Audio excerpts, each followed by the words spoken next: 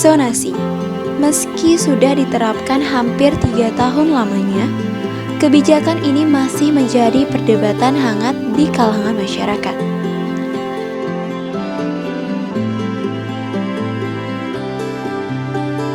Dalam diam ada luka yang tertawa riang dan hening yang Jarak. terlalu dalam. Pemalsuan SKTM,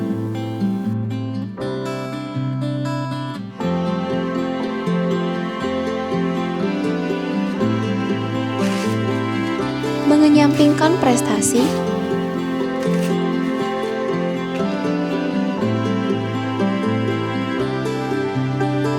Dalam diam dan bahkan kini usia mewarnai kisruh sistem penerimaan peserta didik baru di setiap tahunnya. Akankah sistem ini menemukan titik terangnya? Semua akan dibahas secara mendalam. Bersama saya, ini dia kontroversi sistem zonasi. Dalam pendidikan formal, tahap awal untuk memulai jenjang pendidikan dilakukan melalui penerimaan peserta didik baru. Penerimaan peserta didik baru adalah proses seleksi yang akan menentukan siswa yang diterima di suatu sekolah.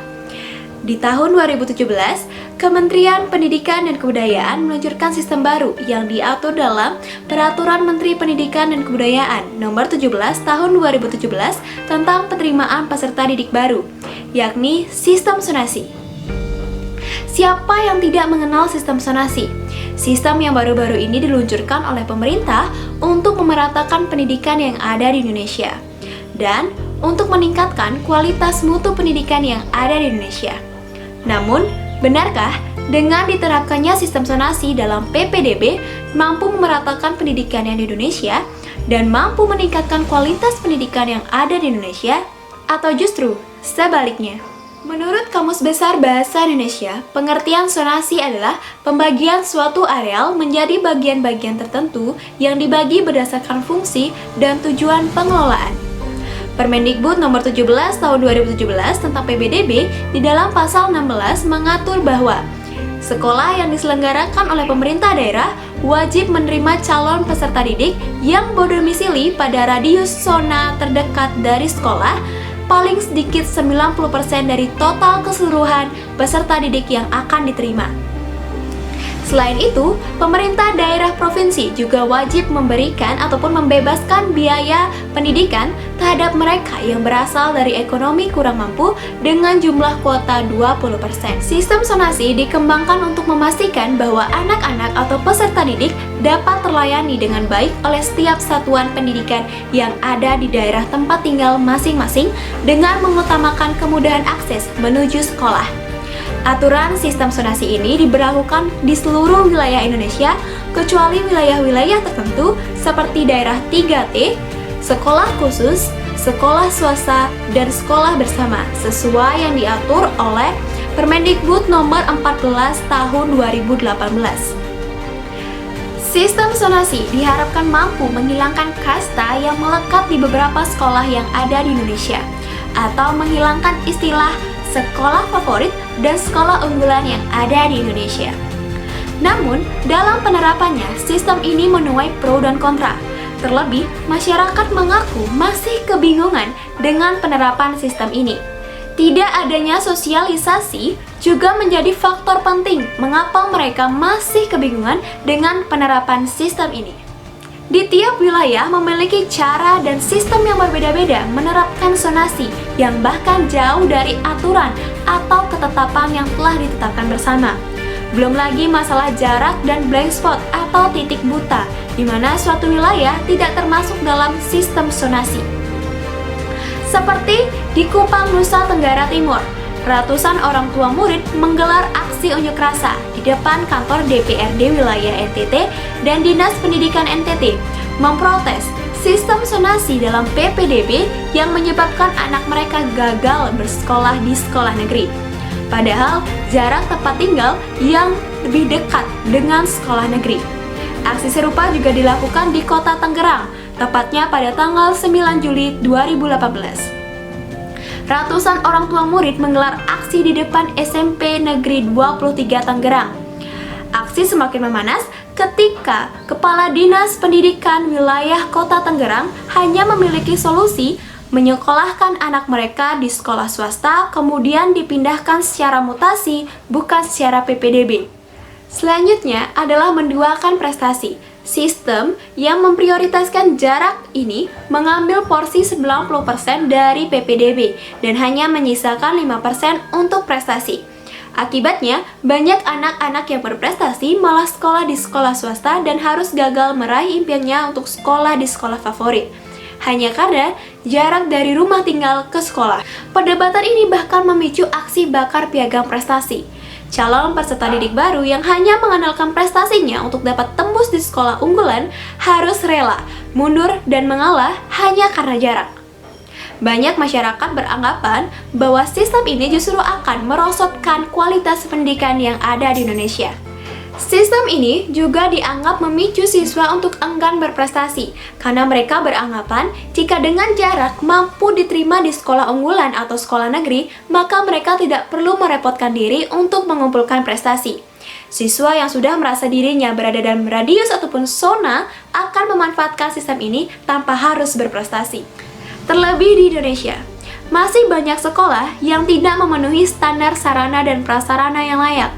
Banyak dari sekolah-sekolah yang ada di Indonesia masih sangat tertinggal dan menggunakan metode pembelajaran yang sangat konvensional. Kualitas tenaga pendidik yang berbeda antara satu sekolah dengan sekolah lainnya juga menjadi alasan mengapa orang tua siswa dan siswa memilih-milih sekolah. Terlebih untuk mereka yang berprestasi. Mereka beranggapan dengan bersekolah di sekolah unggulan dengan kualitas dan fasilitas yang layak mampu mengasah keterampilan mereka, baik non-akademik ataupun akademik. Yang tak kalah mengejutkan dari sistem ini adalah pemalsuan SKTM atau surat keterangan tidak mampu. Dengan kuota 20% untuk keluarga kurang mampu, orang tua siswa menganggap ini adalah peluang besar untuk dapat memasukkan anak-anak mereka ke sekolah negeri. Mereka berbondong-bondong untuk mencari SKTM ke kelurahan atau kantor desa. Nah, ini yang menjadi masalah. Gubernur Jawa Tengah, Ganjar Pranowo, menemukan adanya 78.065 SKTM yang dicoret atau disalahgunakan. Ini menunjukkan kurangnya pengawasan dan verifikasi yang dilakukan oleh pihak terkait. Setelah mendapat banyak kecaman, sistem ini akhirnya diperbaharui dan diatur ulang dalam Peraturan Menteri Pendidikan dan Kebudayaan Republik Indonesia Nomor 44 Tahun 2019 tentang PPDB. Di mana dalam permen ini sistem zonasi tak lagi mengambil porsi 90%, hanya 50% dari PPDB. Atur dalam pasal 11 ayat 2, jalur zonasi hanya mengambil 50%, jalur afirmasi hanya mengambil 15%, domisili hanya 5%, dan prestasi sebesar 30%. Namun, sistem ini tetap menuai kontroversi.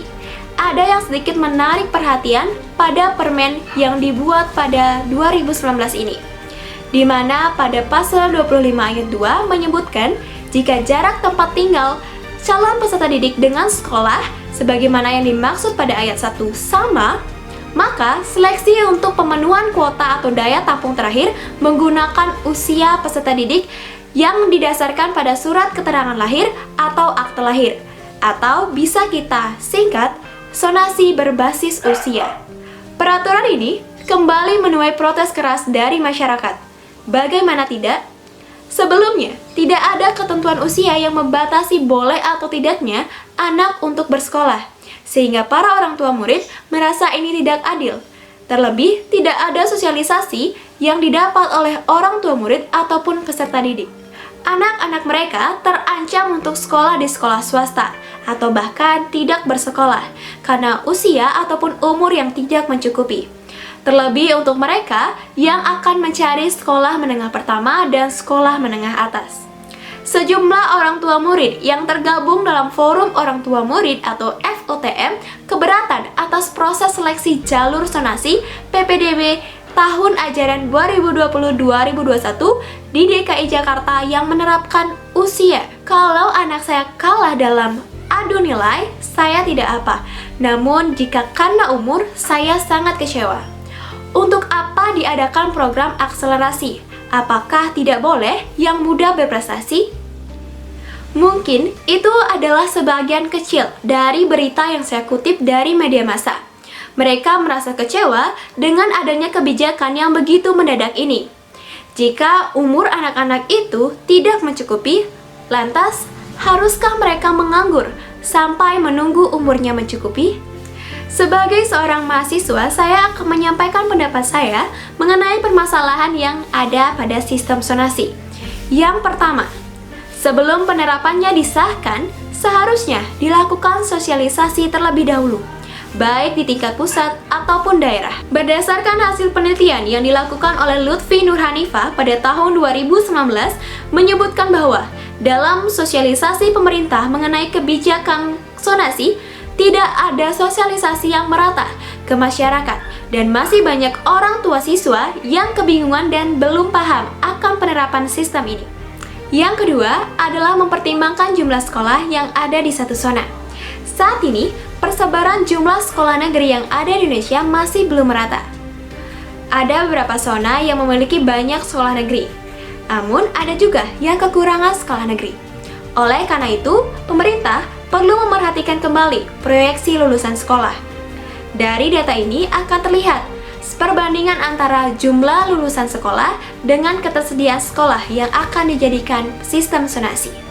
Bila dalam suatu zona ditemukan jumlah lulusan sekolah yang lebih sedikit dibandingkan ketersediaan sekolah, maka pemerintah dapat memperluas atau memperlebar daerah zonasi. Selain itu, pemerintah juga perlu memikirkan bagaimana jika lulusan sekolah lebih banyak daripada ketersediaan sekolah. Maka pemerintah harus bersiap-siap untuk membangun sekolah baru di zona tersebut. Pemerintah harus berkoordinasi dengan pemerintah daerah dan juga sekolah. Penerbitan SKTM harus lebih diperketat dan melalui proses verifikasi, baik dengan visit home ataupun verifikasi berkas. Sanksi yang tegas juga harus diterapkan untuk mereka yang melakukan penyelewengan ataupun penyalahgunaan terhadap surat keterangan ini.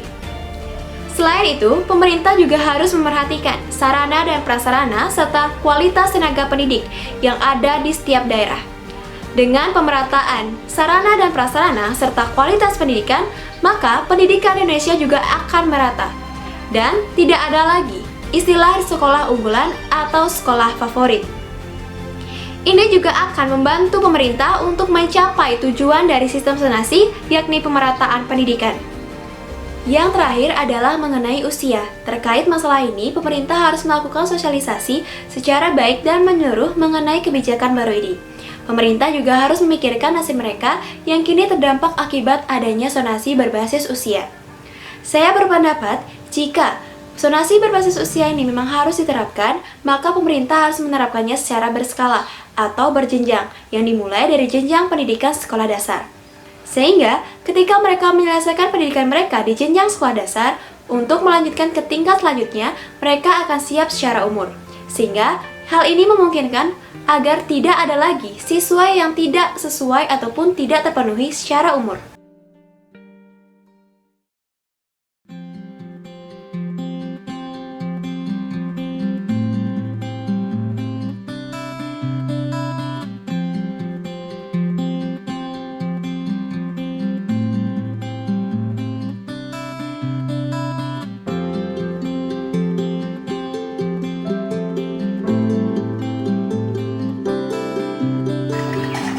Tidak. Tidak. Karena zonasi ini, saya yang berasal dari Kecamatan Gianyar tidak dapat bersekolah di kecamatan ini dan harus bersekolah di Kecamatan Labatu. Karena kecamatan kami hanya memiliki satu sekolah negeri dan kami yang berada di luar daerah zona jadi kebingungan untuk mencari sekolah. Saya harap pemerintah memperhatikan kami yang berada di pinggiran kota sehingga tidak jauh bersekolah dari zonasi kami. Harapan saya ya supaya pemerintah dalam mengeluarkan peraturan menyesuaikan dengan kondisi wilayah setempat.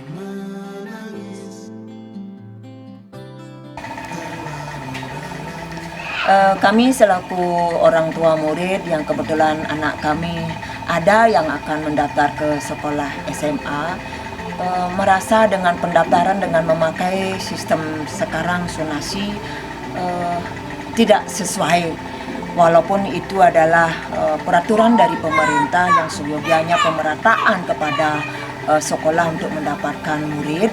Tetapi di satu sisi kami merasa kesulitan, kebingungan. Kenapa begitu? Satu hal yang perlu dipahami, saya berlokasi bertempat tinggal di Banjarkesian, satu kecamatan ada satu sekolah SMA negeri, padahal wilayah kami jarak tempuhnya dekat. Tetapi kalau dihitung dari zonasi, kami tidak tercakup dalam zonasi dari wilayah SMA negeri, sehingga kami tidak terdaftar dalam zona yang memang diberikan oleh SMA negeri. Justru kami ada bersonasi ke Belah Batuh, ke kecamatan Belah Batuh ataupun ke kecamatan Banyarangkan. Bayangkan jarak kami menempuh SMA negeri yang seyogianya lebih dekat. Sekarang kami harus menempuh justru perjalanan yang lebih jauh dari Banjarkesian ke kecamatan Belah Batuh maupun kecamatan Banyarangkan. Harapan kami kepada pemerintah tidak muluk. Justru kami ingin pemerintah mempertimbangkan dalam sisi mengeluarkan kebijakan sehingga lebih menyesuaikanlah dengan keadaan dan situasi setempat. Mungkin harapan pemerintah ingin agar semua sekolah mendapatkan siswa, tetapi di satu sisi bagi kami yang kecamatannya hanya satu sekolah negeri itu betul-betul luar biasa, membuat tidak hanya kami yang kebingungan dari segi psikis. Lihat anak-anak kami berdampak sekali. Satu sisi anak saya sendiri, bagaimana sedihnya saya menjadi orang tua anak yang biasanya ceria, anak yang murah senyum, anak yang bersemangat bekerja, hanya gara-gara tidak mendapatkan sekolah, belum terdaftar dalam zonasi ini menyebabkan dia menjadi murung. Tolong mohon diperhatikanlah. Ini salah satu juga tujuan dari pemerintah bagaimana menghindari kekerasan pada anak. Salah satunya ya ini bagaimana mencegah anak supaya tidak sampai dia sedih. Mungkin itu harapan saya, dan dengan harapan yang lebih ke dalam bahwa anak saya jauh ke depannya lagi, anak-anak yang berikutnya mungkin tidak akan mendapatkan perlakuan seperti ini. Tolonglah pemerintah lebih bijak dalam hal mengeluarkan peraturan. Sekiranya mungkin ada kata-kata saya yang tidak berkenan di hati pemerintah maupun di hati yang lainnya, tetapi dari segi orang tua saya yakin setiap orang tua tidak ingin anaknya sedih. Setiap orang tua ingin dimudahkan. Mohonlah dibantu. Terima kasih. Melihat begitu banyaknya protes dan ketidaksetujuan dari masyarakat, menunjukkan pemerintah perlu melakukan evaluasi secara keseluruhan mengenai sistem ini. Semua kebijakan, keputusan memang akan menimbulkan pro dan kontra yang tidak dapat dihindari. Namun, apa salahnya untuk mendengarkan keluhan masyarakat dan menerima pendapatnya? Semoga saja ini akan menjadi suatu harapan baru bagi bangsa ke depannya. Dan semoga pendidikan di Indonesia membaik esok hari.